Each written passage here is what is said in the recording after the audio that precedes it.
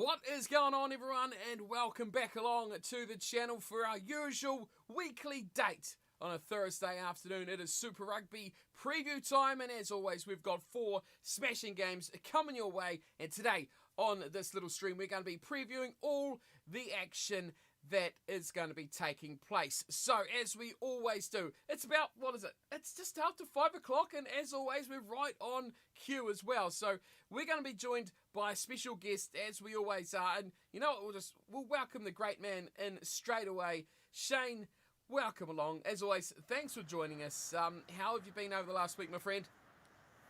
I've been good, Steve. Working hard, getting things done, and oh, mate, we're only 30 hours or less till some rugby, and some really good rugby that we're seeing over the last couple of weeks too, particularly here in Australia. So I just can't wait.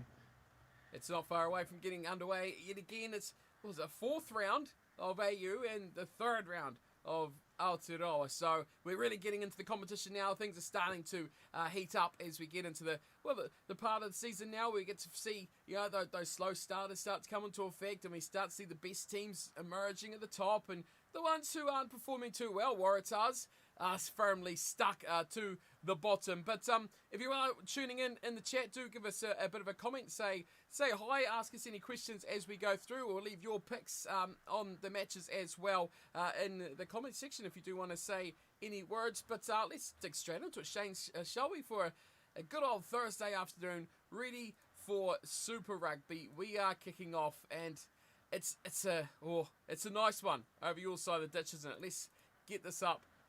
Bango. The Force versus the Rebels. Boy, you messaged me yesterday, Shane, and you said this game, based on the team that the Force have named, got you pretty excited, didn't it? I did. We welcomed Tamani, who's going to be playing on the bench, back into Australian rugby, a Wallaby from a few years back. Played with the Melbourne Rebels. You see a lot of players these days between the Melbourne Rebels and the Western Force, and that just fires up the rivalry even more. But what's got me excited is that the team of the Western Force have really, played some entertaining rugby, and they got that win. And now they're up against a team that in the Melbourne Rebels who have been a little unlucky over the last 2 weeks, and probably deserve to come out of Canberra with a win. So, yeah, it's getting me really excited, Steve. Well, you're not wrong about that, are you? Last weekend, goodness me, and the weekend before, to miss that winning penalty and then to be stung by one back the other way by the Brumbies, boy, not much luck is riding on the way with this Rebels team. But you got to think, going into this one, surely they'll have to be a massive, massive favourites, given the performances they've put up against the 2 best Australian teams. They are a shoo-in for the top 3, and you feel as those fixtures reverse back the other way, they are going to be a team that could potentially go that extra 1 point or those extra 2 points and topple this result back the other way. The team we're talking about, we'll have a look at it. The Western Force, the starting 15 for them this weekend, starting off with the front row as always. Tom Robinson, Filitai Kaitu, and Santiago Medrano, the Pumas there, the Argentinian, starts, I think his first start in that front row as well. Jeremy Thrush gets a new partner in the second row with Ryan McCauley joining him in the number 5 jumper. It's Fergus Lee Warner, Kane Kutika and Bernard Stander who complete the pack. Thomas Kubeli gives a pair of Argentinians in the team. Jake McIntyre keeps his place with that number 10 jumper. It's the big bruisers of Richard Kahui and Tavita Kurandrani in midfield, with Marcel Braki on the left wing, Byron Ralston the right, and of course the Irish little wonder of Rob Carney, the veteran, as a fullback for the Force. And just talk about Sitaleki Tamani, also on the bench, the big name, but good bench for that team. Greg Holmes is on there as well, Ian Pryor, plenty of experienced players on that team for the Western Force. Up against them for the Rebels, I've been impressed with this guy, but Corbus Eloff, I think, has been one of the most underrated players. He has really come on brilliantly, and I questioned him. I remember when we did the first preview of the Rebels game, I said, who's this guy? He completes a forward pack or front row that's got some good talented players, but he's been a standout for me. I've been really impressed with him. He partners once again with James Hansen and Pone Fa'ama Seeley in that front row. Ross Halapeti and Trevor Hosea. Again, another one. Hosea has been phenomenal for that Rebels team in that second row. Josh Kimney, Richard Hardwick, and Michael Wells complete the pack. The real cog that is key to this team. Joe Powell and Matt Tamua again in the halves. Reece Hodge at 12. Stacey Eliu. For a guy, you think, who is he? Obviously, a Mitre 10 Cup player here in New Zealand. Now he's progressed Super Rugby. He doesn't do much wrong, does he, in the team? He doesn't see the world on fire, but you don't go, oh, there's that guy again doing something wrong. He's been very, very solid. Cora Betty, of course, on the left wing, as always. Lockie Anderson on the right, and Tom Pincus at full-back. And there's more Argentinians on the bench as well. Sodoni on the bench, wearing 18 for the Rebels. So, two good teams on paper, but surely you've got to say the way the Rebels are playing, they've got the edge in this, don't they? No. I really want to see the Western Force get their revenge on the Melbourne Rebels, actually, from 4 years back, and we all know the story with the Super Rugby Cull. And I just like the Forces side. They did the world also a favour by beating the Waratahs last week, which the poor old Waratahs can't take a trick, can they? But look, I like what the Force are putting on paper. I really like the way that they are working on their tactics, and their line running is really good. Jeremy Thrush was outstanding last week. Fergus Lee Warder in that back row. Bernard Stander. Against, I've got to say, my favourite front rowers of all time in the Rebels. I love the way they play the run, the way they go for those big runs and then knocking defenders over. It's beautiful to watch. I really enjoyed that, particularly Elof. He played really well last week. The only thing I would have probably wondered where Aotearoa is, who I thought played a little bit better at 10 than Jake McIntyre. He certainly did a lot of shoveling last week. If he wants to do a bit more shoveling, he can do that on a building site, digging foundations for the concrete pour. So he's got to do a little bit more in that regard. So other than that, I still like the Force on paper. The Rebels have a good side, and they'll no doubt be up for it. So I'll go on the Force by one in a thriller to start Friday night. I think the big talking point in this game, and the way the Rebels have played, you look at the results and they've lost by a point or two, but they've failed to score a try, or look like scoring tries, really. Last weekend, they were never going to get over that line, and they have a game plan of just taking those threes. We know the Force are a team that love to run. They love to score tries. They love to keep ball in hand. They're probably a bit more of a take-risk team. And it's a bit of a battle, isn't it, this weekend, of the tee kickers versus the try scorers. Do you think the Rebels are going to go a bit more adventurous now against the Force? I think that this is, okay, maybe the Waratahs will be the team you'll be at your most peak confidence, but against the Force, surely, will they be a bit more, risky in their style of play, do you think, or will they just stick to that kick for the post, any opportunity to take three, just take every single one you can? Well, I've got to say, I think they would have played a little bit more attacking rugby had they had DHP there, Halapeti, as well at fullback, which would have. And I do believe, from what I've read earlier in the week, Stephen, that they're not sure when he will actually come back and play. So, with the concussions and the issues that he has, and first and foremost, safety of the player, as we all believe, you've got to look after that first. But I just do believe that they're missing perhaps that attacking fullback. I don't think there's a lack of trying to attack. It's just the way that they're structured to take the three, and you've got to take points, particularly in Australian derbies.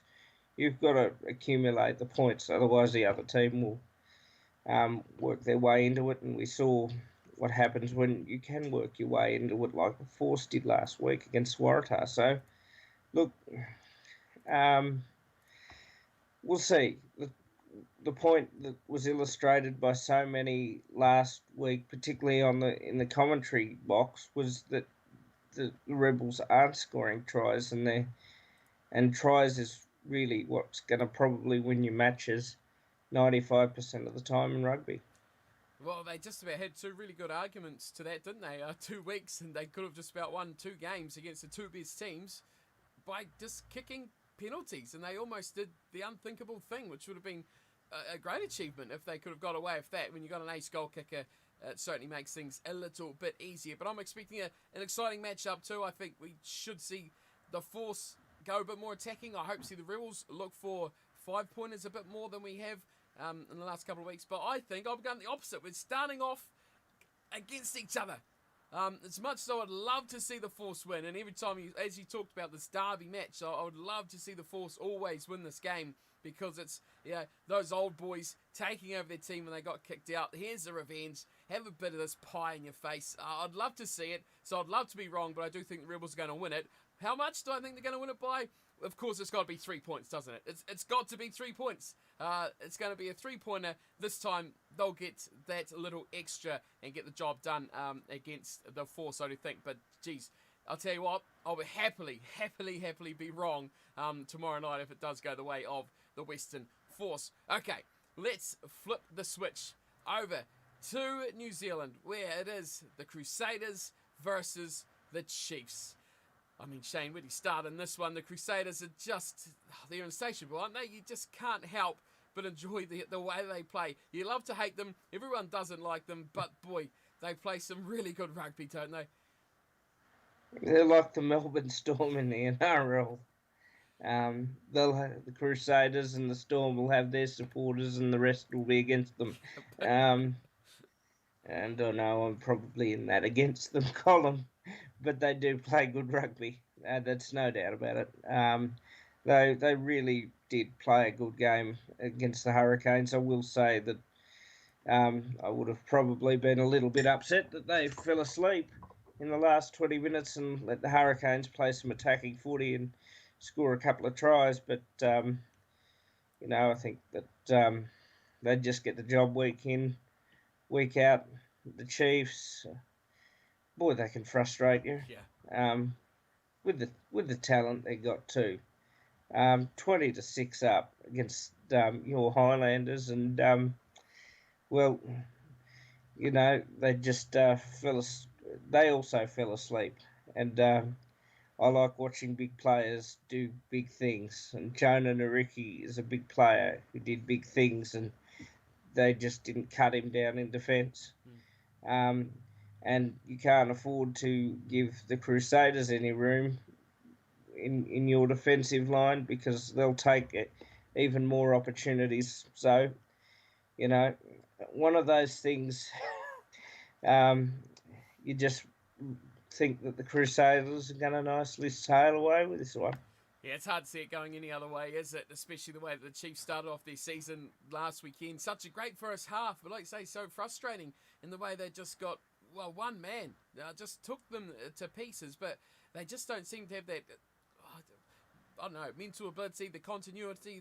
They've been together a long time. There's a lot of players been there a long time. It's hard to say that they don't have the relationships between the players to play at that level. So it's really bizarre why they can't play at a good level consistently with that sort of squad and be so hot and cold at times and just completely fall off the radar like they did last weekend. We'll have a look at the two teams for this matchup. The Crusaders at home. They've got a few changes in their lineup as well. George Bower will start in the number 1 jumper with the incredible, and boy, hasn't he come on massively. He's a world-class player, Cody Taylor, but this season he has been next level. You can put a 1 in front of his 2 and you can put him in midfield, no problem. Michael Aotearoa will sit alongside him to complete that front row. Scott Barrett and Sam Whitelock in the second row. Sione Havili, Tom Christie and Cullen Grace are the back row for the Crusaders. Mitch Drummond gets the nod this week in the number 9 with Richie Mo'unga, of course, outside him at 10. Midfield sees David Havili at 12. That's good to see him back in attacking place as well for the second week in a row. Jack Goodhue's his partner in midfield. Left wing is Lester Fainganuku, Sevi Reece on the right, and Will Jordan at fullback. It's a deadly team. Up against them for the Chiefs. Ruben O'Neill starts at 1. Simisoni Takiaho wears 2, and Angus Tartvale comes into the starting lineup this week wearing 3 at tight head. Tupu Va'ai starts alongside a debutant, Josh Lord. So we talked about the young guys, Akui, last week starting in that second row. Now we've got a whole new player in Josh Lord starting in the middle of that pack. Mitch Brown at 6, Sam Kane and Luke Jacobson complete the forwards. Brad Weber, he's a scrum half, and Bryn Gatland, who they seem to really like at 10, which pleases me because it also means Damien McKenzie is at 15. Midfield, Quinta Paya comes back into the side and Sean Wainui accompanies him. Attending Nano Satoro, the dancing glittery shoes of Nano Satoro on the left wing, Sean Stevenson back in the team on the right wing, and of course McKenzie at fullback. Plenty of talented names in there, Shane. I mean, Nano Satoro was fantastic last weekend, wasn't he? Just beating defenders. Didn't make a line break, but he beat about 15 or so, 12, 15 defenders. He was fantastic. But they just lack that penetration to just finish chances and the ruthlessness, I guess you say. But they should have it with that team, shouldn't they? Yeah, ruthlessness is something in rugby. Naturally, I like it. That you just got to do, because this is, as we know, Steve, we're in Derby season in both Australia and New Zealand, and you can't afford to lose too many, particularly at home. And you know, that was probably one that they should have won coming into this game, where, well, they're probably going to lose. We know in sport anything can change, but when you've got a team that is so committed like the Crusaders, ruthlessness is in their game. Can I ask the Chiefs players, where is this ruthlessness week in, week out, mate? I mean, I like watching the Chiefs play, because when they do play good rugby, they play 80 minutes of really entertaining stuff. But, you know, you can't just play for 40 minutes and then think, you know, I'll go to sleep now. You know, look at the talent of Nariki. Look at what the midfield forwards did for the Highlanders. They were quick to the breakdown. That's usually a Chiefs tactic. Angle line running, quick to the breakdown, get your backs in, they get the space. So, you know, I don't even know. Bryn Gatland's had probably more clubs than Greg Norman has. And he's a terrific young bloke, mate, but I don't know if he cuts it as a Super Rugby 10. I really don't think he does. Supporting someone like Brad Weber, who's going to have a big game. Same with McKenzie. And then the Chiefs forwards are going to really have to aim up against a top quality Crusaders pack. So I'm going to say the Crusaders by double digits. I'm going to say by 15 again. Yeah, you're not far wrong from that. They just don't seem like they have that ability to play, especially against Crusaders. You'd give them a chance against just about anyone else's competition, especially like the Hurricanes haven't been that impressive either. The Highlanders certainly started well, but boy, this Crusaders team is ruthless. They really are just going to completely, I think, clean them up from start to finish. You may get a little bit of a little flurry from the Chiefs. They may do something special, making themselves a little bit of something out of the game. But overall, I think these Crusaders just know how to play. They know how to win. They time their games very, very well. If anything, they're getting stronger. They're getting losing players. It's amazing. Look at this team. They've lost Joe Moody. You don't even recognise it when you look at it. George Bauer, you know, he's been around Super Rugby for a couple of years now. They're getting players like Fitu Douglas back. He starts on the reserves, so he's a normal starter sort of player for them as well. Just the core of this team that just goes so deep. So many talented players. Havili comes back, and then you put a Dallas McLeod to the bench. He was really, really good last weekend as well. So it just keeps building for this Crusaders team, and they just look so tough to beat, and especially at home. Second week in a row at home, they are going to be really incredibly difficult to beat. For the Chiefs side, though, they need something. I mean, Damien McKenzie, to me, is looking like he's not even up to Super Rugby standard, let alone into international standard. He just has not had a good game in so long. He's not been that player that everyone fell in love with years ago. He destroyed teams with his silky running and his exciting play. We haven't seen that from him in quite some time. So they need something big from the team. The forwards, like you say, have to compete because they're going to struggle to do that for a start off. And then they need to just get something more out of that back line. Use the players. You've got those talented players and try and do something. But I agree with you. I'm writing it on my board. Crusaders, nice and easy to win this one. Jeez, take your pick. I'll go a little bit nicer and just say by 12 for the Crusaders on this one for game number 2. Now, following that, we go back over your side of the ditch, and this is the one we've been waiting for quite some time, ever since round 1. I was like, I can't wait for this one. Brumbies and the Reds. The Rebels are pushing these two sides, but this is the game we've been waiting for, isn't it? Yeah, grand final replay. Sure. There's not much in these two sides. I don't think you can really separate them too much anymore. The Brumbies are just that little bit like the Crusaders, just that little bit superior in our Australian game. You'll see, as I do, the tactics are very similar for both sides. Both sides play old school Australian rugby. Both are very, very proud now blue collar sides. A lot more youth from that Reds. They've developed over the last 3 years. It's so good to see what Brad Thorne's done with that side. It's good to see what McKellar has done with the Brumbies side as well. And before we go any further, congratulations to Tom Cusack, who becomes the 18th captain of the Brumbies franchise, with Aotearoa out with suspension for the high tackle. So the Brumbies, other than that, look virtually the same on paper. And I think the Reds, with the week off, will feel fresh and ready to go. They'll be up for it. It's going to be a very exciting game because the forward packs are very similar in the way they do things, in set pieces and the like. The Brumbies have that mauling game. They have that, when in doubt, go to your maul. They also have a good phase. They build up their phase very patiently. And I will say, Steve, I honestly believe that these two coaches could, if Dave Rennie doesn't work out, one of them will coach the Wallabies. There you go. You heard it here first. Future of the coach of the Wallabies is coming out of this matchup. You can't argue with it, can you? The form of their teams, the players they've built up, like you said, you can't argue with that at all. We'll have a look at these two sides for this matchup. Before we look at it too much further, there's a couple of changes, not, like you say, huge ones. Of course, that front row, Tom Ross comes in at tight head to replace Aotearoa, but also is the try-scoring hooker, Folau Fainga, that returns. He is back, starting in number 2, and Scott Seo is in 1. Darcy Swain and Kate Neville in the second row. Rob Valentini, Tom Cusack and Pete Samu.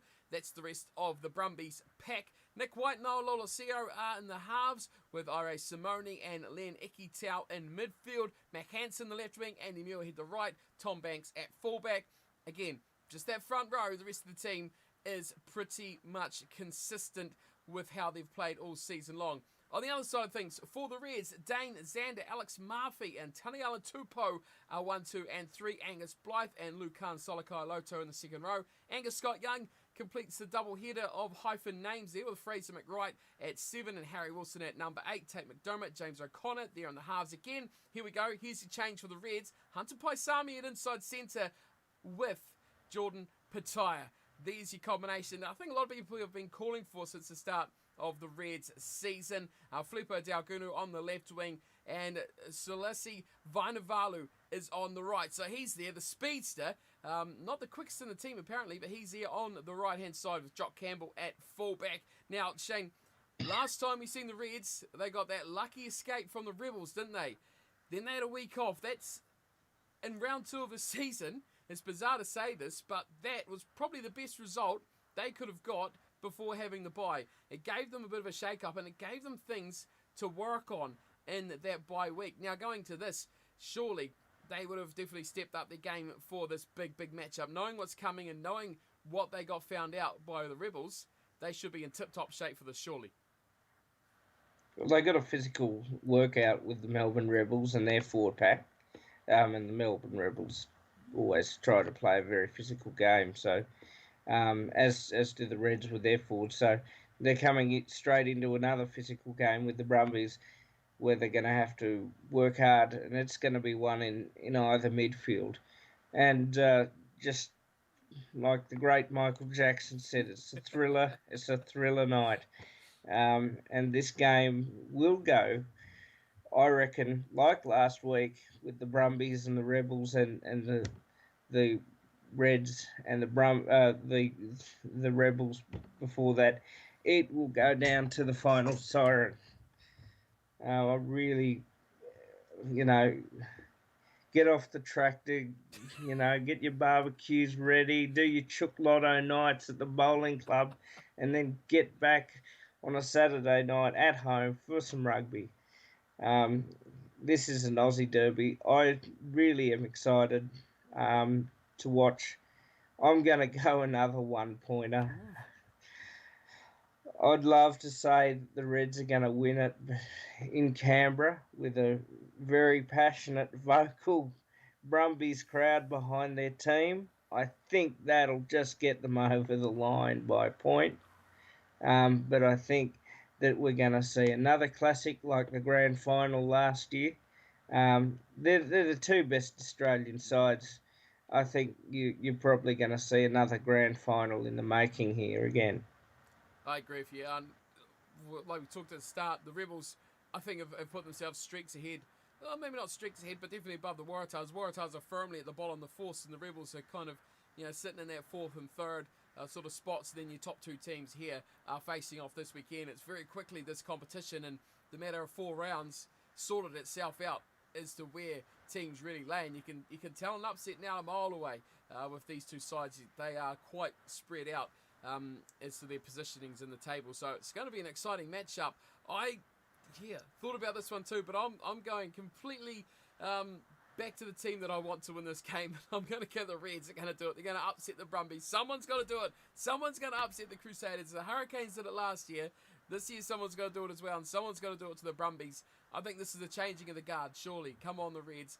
Bring it now to be that top tier team in Australian rugby. This is their chance to really put that pressure on that top place side and make a fight for that top spot, because like you say, home ground advantage this week for the Brumbies. The return game obviously will be for the Reds. That's going to be crucial. If they can do the double header, would be, well, that would sign, steal and deliver their place at the top of that table as well. So that's going to be an exciting game to double up for your Saturday night. Finishing off your weekend though is a Sunday matchup. Now Shane, you love a bit of Sunday afternoon rugby, or just afternoon rugby, don't you? And this one should be right up your alley. It's the Blues up against the Highlanders. What's your thoughts on this? Well, firstly, big thanks to the New Zealand Rugby Union for having the traditional form of rugby game on a Sunday, 3:30, 1:30 our time here, so it's lunchtime, or late lunch, or more lunch. Yes, more lunch for me. But I love afternoon rugby. It's a traditional form. Hopefully some of the restrictions have eased over there so we can see a bit of a crowd. And just enjoy. And if the weather conditions are good, we're going to just see some running rugby in the afternoon, which is really exciting. Traditionally, when I see these two sides play, it ends up in a scrap fest. And there's more scraps than in a scrap metal yard down the road from my place, mate. So, but I've got to say, though, in that scrap game, there's a lot of entertainment. There's a lot of hard work. The big forwards love those games because they get straight down into work. Big hits and, more hits than the karaoke night that you go to. So yeah, look, I'm really looking forward to it. I think it's a good way, a really good way to finish off our Super Rugby week. It is indeed, and sadly, because it's a Sunday game, it's the biggest downfall of the Sunday game, is that we don't have the teams yet. So that will probably be again announced, I'd imagine, tomorrow at some point, or Friday at some point. So we should see them very, very soon. But I think we could probably see fairly predictable, especially I think from the Highlanders' point of view, lineups. The way they played in that second half, I think, has to be rewarded. You may see some guys who were on the bench last week come into the starting lineup for their performances and impact that they made onto that game against the Chiefs. For the Blues, though, plain sailing for them. They'll want to just carry on of how they left off last weekend as well. So two teams, I think, mentally will be in a pretty good spot. Squad-wise, be in a pretty good spot, and they won't want to change too much about their team. But I do expect, hopefully, like you say, we get some good weather, because this one could become an exciting, fun game. And I do hope we see guys like Jonah Nareki. We've talked about him so much, how great he was against the Chiefs. I just hope that's not a flash in the pan, a one-game wonder. I want to see more of that. I want to see more of that from him. And I think if he's going to have that ability to turn into a quality top-tier player, he's got to bring those sort of performances more often for a team like the Highlanders, who just need that X-factor outside back in their team. And him doing that just takes so much pressure off the rest of the team, because they don't try and do so much. The trouble with the Highlanders a lot of the time is they try and do too much of what they got. Someone's got to stand up. They don't have a reliable Ben Smith sort of guy they can always rely on. They can go back to. He'll do something to get us out of trouble or to make something happen or create space. They've lost that now, the Naholo days as well. So now they've got a guy, Nareki. Everyone's like, oh, okay, we've got to watch him. So that they can keep that up and he can keep that up. It's going to certainly help their team perform, knowing that they've got that weapon, that it's going to just take a little bit more of the consciousness of the other sides away from guys in the midfield, and Solomon Alomalo, he can come into action as well. He's a guy that can spark things and make things happen. So it's promising signs for the Highlanders. The Blues, though, still be considering themselves the top team. I think they'll be wanting to fight for the Crusaders again this season, thinking they're the best team. I don't think they're as good as last year, and I think the Highlanders will certainly probably give themselves a chance, but ultimately I think the Blues will be the ones who will want to take this home, especially with that home ground advantage. They've been performing fairly well too, and they perform to their strengths. I think the Blues this season is something that they've come along with, and they do quite well. But how are you seeing this one going, Shane? Are you going for a home victory for the boys? Oh, they're going to be both in blue. What are we going to see? We're going to see a white Highlanders. That's what we're going to see, a white team Highlanders. No green kits anymore, but at least they're not clashes. Are you going for the home victor? Yeah, I am. I like this game because a lot of forward work gets done. As much as I'm a big fan of the backs, and particularly my man Jonah, man, I love watching him play, man. Like the forwards are in this game. Traditionally, when I watch Blues and Highlanders game, you see a lot of forward running. You don't see too many phases because these two sides are very scrappy. But whoever will get the forward domination will win the game, and that will allow some space later for the backs to have a run. So expect a lot of work, from the Iwani brothers in the midfield. Expect the Blues to. I think they've really started to muscle up a bit, and they're probably going to be your second side, New Zealand, actually. The Highlanders played really well in that second half, so they're just going to have to, as you said, they're going to have to keep that form up, and hopefully it's not just a one game thing here and there. Players like Jonah Nareki are exciting to watch, and if we get the right weather conditions, if the forwards do the work enough, and the backs can run their back line smoothly, the 9s and 10s can do that, then you will see some tries being scored, and we'll say what a great derby that was. So let's hope it's that way.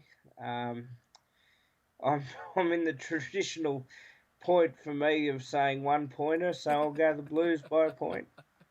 Don't go away from what's working so far this weekend, eh? I agree. I'm going to go the Blues as well, as much as it pains me to say it. But I think their home ground advantage, and I agree with what you say. That forward battle is going to be the intense thing. I just think it's very evenly matched up, but being at home, and the Blues just might have that little edge. It's going to come to who turns up on the day. That's how close this game is. And if the Highlanders get an advantage, I think, in the number 10s. So you're going to have Black against, I would expect, a guy like Ioane. Highlanders can win or lose that themselves. Or Black can lose it as well, but he's probably not going to win it by himself. Ioane is an X-Factor guy, a confidence player. If he goes on his game, he gets a bit of the happiness up and a bit of excitement up, he can tear the game to shreds.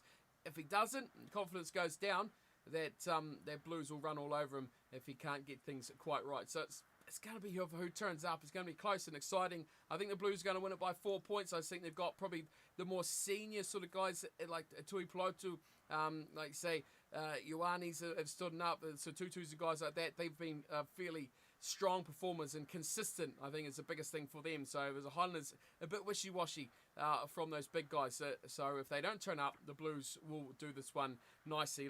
Blues by 4 for me, and Paul's going on. He's going by the Blues. Of course, you're going to the Blues, Paul. We know you're going to the Blues. You support the Blues every single time, even if they're playing an international team.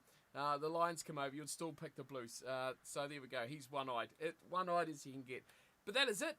Shade, we've done. We've gone through our 4 games already. Nice and easy. I mean, we don't waste time around here. We get things nicely right on cue, perfectly timed. Another weekend is done. Super Rugby, like I say, just over 24 hours away from getting things started for another weekend. Round 4 of Super Rugby AU, and of course round 3 of Super Rugby Aotearoa. Shane, any final thoughts before we wrap up today's episode? What are you looking forward to the most this weekend? The barbecues? Yeah. Of course you are. Well, as we love to say, I'm a worker. All the workers, get off your trucks, get off your tractors. When you finish doing the work in the boning room, whatever, just get to your house, get to the rugby, get your rugby on. Get out there and really enjoy what rugby is all about. We've got 4 wonderful derbies, and the players they just can't wait to get out there and entertain you. So enjoy your weekend, folks. That indeed, and we will be back here next weekend, of course, about this time, around 5 o'clock-ish, when we're both free and ready to do it. So make sure you stick around the channel, hit the subscribe button, of course, and if you do enjoy it, you can leave us a good old thumbs up as well. But yes, if you want to be notified when we are going live, make sure you do subscribe as well, and you got to hit the notifications, or else you won't know, and then you won't know when the preview's coming, and then you won't be able to watch it, and then your life will be just not quite the same heading into a Super Rugby weekend. So that is the key to Super Rugby happiness. There we go. We've solved the issues of the world, Shane. That is us. Thank you for coming on the show yet again. I hope to see you next weekend as well. And everyone out there watching, thanks for coming by. And until then, take care.